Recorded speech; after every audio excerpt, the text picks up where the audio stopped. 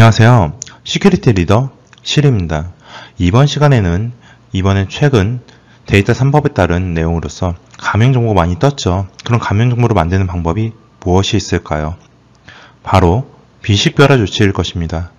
기존에 개인정보를 알아보지 못하는 존재로 만들어 누구나 사용할 수 있도록 만드는 그런 데이터, 바로 비식별화 데이터죠. 이런 비식별화 데이터가 있기 때문에 빅데이터에서 개인정보를 이용할 수 있게 되었습니다. 개인정보에서 반드시 모든 정보가 나타나는 게 아니고요. 나를 알아보지 못해야 되기 때문에 상당히 통계적으로서는 유용하지만 개인 프라이버시로서 안전한 데이터가 되겠죠. 이러한 개인정보 비식별화에 대해서 알아보도록 하겠습니다. 개인정보 비식별화입니다. 수집 활용되고 있는 데이터에서 정보 주체, 식별할 수 있는 부분을 제거하여서 비식별 조치하여 개인정보 보호와 동시에 비식별화된 데이터는 산업적으로 활용할 수 있게 만든 절차입니다. 그래서 사비적사라고 하는데요.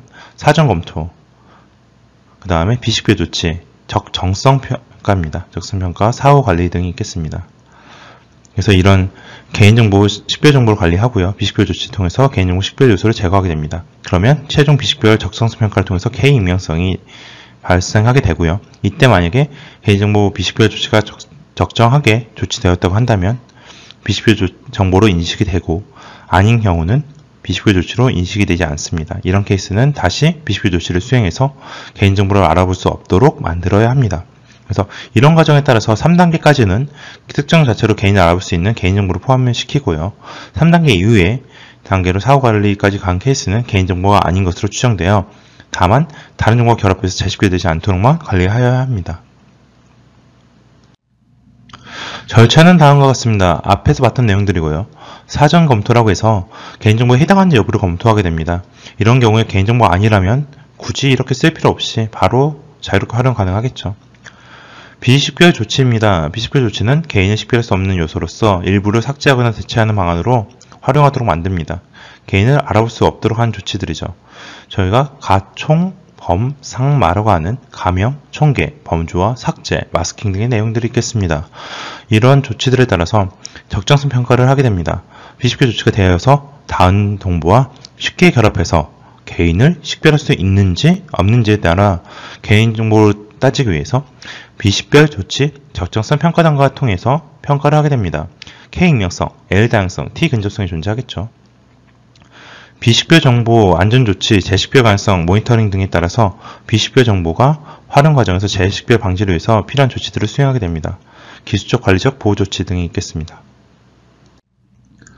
비식별 조치 가이드라인에서 제시하는 비식별 조치 유형은 5가지가 존재합니다. 가명 처리, 식별자 데이터를 임의 데이터로 변환하는 비식별 기법입니다. 홍길동 35세 서울에 거주하고 있는 한국대 대학을 하고 있다고 치면 이 사용자를 바꾸게 됩니다. 인격적으로 바꾸시게 되고요. 30대 서울 거주 국제대 이런 식으로 이름을 바꿔버리게 되면 앞에 했던 내용이 전혀 매칭이 되지 않습니다. 총계 처리입니다. 특정 데이터를 총계나 평균치로 계산해서 비식별하는 방식입니다. 180cm, 170, 160, 150을 합하거나 평균을 내서 이 각각의 데이터를 알아보지 못하게 하는 방식들이 존재하겠죠. 그리고 데이터 삭제 기법입니다. 식별자 데이터를 삭제함으로써 부분 삭제함으로 특정인을 알아볼 수 없게 하는 방식입니다. 주민등록 번호가 존재한다면 이 상태에서 이제 뒤에 생년월일 제외하고 나머지 다 지웁니다. 연도만 제외해서 지우면 90년대생 남자로만 딱 변환하는 방식이 되겠죠. 데이터 범주화입니다. 식별 데이터를 평균화, 범주화를 통해서 특정인으로 구별할 수 없게 만듭니다.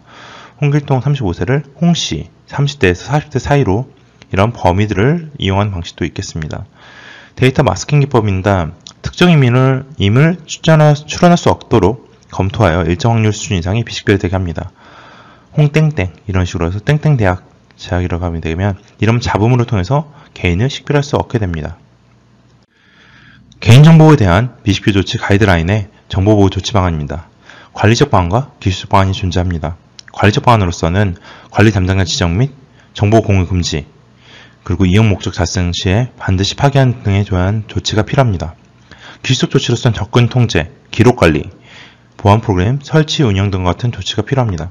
그래서 이런 자세한 조치들은 여기 적어놓은 것처럼 관리 담당자 지정, 대장, 그 다음에 목적 외 바로 파기, 그리고 유출 시 대응 계획 수립, 기술적 조치로서 접근 권한 통제, 기록 관리, 보안 프로그램 등이 존재를 하겠습니다.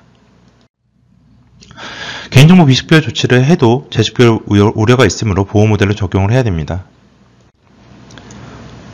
앞에서 한 가지 모델에 대해서 알아봤었고요. 프라이버시 보호 모델에 대해서 알아봤었습니다. 식별 요소를 제거해서 비식별화된 개인정보를 연결 공격, 동질성 공격, 배경지시 공격 등을 통해서 재식별이 가능한 것을 방지하기 위한 보호 모델입니다. 그래서 비식별 조치를 수행하게 되면은 연결 공격을 방지하기 위해서 K 익명성, 준식별자가 K개 이상 같은 거죠.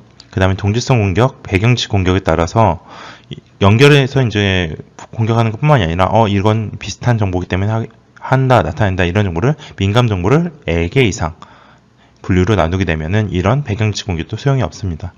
그러나 특정 정보가 너무 데이터가 없다고 한다면 솔림 형성이나 유사성 공격이 가능할 것입니다. 이 부분에서 분포도를 T 이상 하는 T 근저성을 통해서 비식별 정보를 만드실 수가 있겠습니다. 이러한 개인정보 비식별화까지 알아봤었습니다. 그럼 이번에는 퀴즈를 통해서 개인정보 비식별화를 상세히 알아보도록 하겠습니다. 개인정보 비식별 조치 가이드라인 조치 방법 중에 식별자 데이터를 임의 데이터로 변환하는 비식별 기법이 있었습니다. 기억하시나요? 바로 가명 처리입니다. 현재 데이터 3법에서 제일 많이 변화된 부분으로서 가명 처리를 하게 되면 통계 및 이 각종 서비스에 이용할 수 있게 바뀌었습니다. 그에 따른 개인정보 비식별화 조치에서도 가명 처리가 가장 이슈가 많이 생겼고요. 가명과 익명은 다르니 한번 알아보시는 게 좋을 것 같습니다. 지금까지 개인정보 비식별화 조치에 대해서 알아봤습니다. 오늘도 좋은 하루 되세요.